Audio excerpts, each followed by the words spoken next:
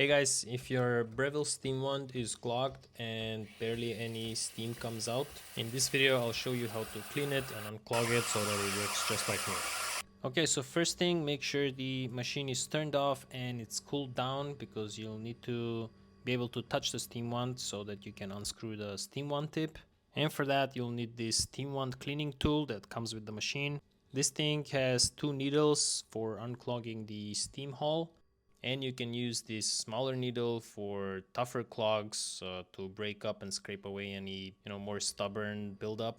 If you've lost or can't locate this steam wand cleaning tool, I've got a small tip here for you. You can just simply get a needle and a cork and kind of improvise and create your own steam wand cleaning tool. So if you're unable to pierce through the calcium and milk buildup with the needle, you'll have to unscrew the steam wand tip with this wrench-shaped cutout in the middle of the cleaning tool, just like this, rotating it counterclockwise.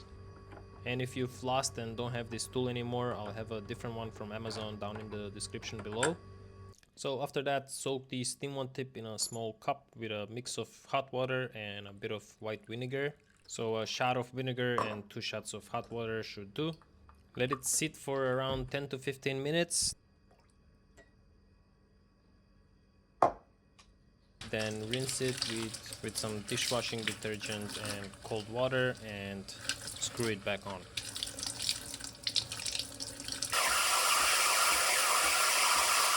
And finally, to prevent this from happening again, always wipe your steam wand immediately after steaming milk with a wet towel and purge it for around 2 to 3 seconds before and after every use.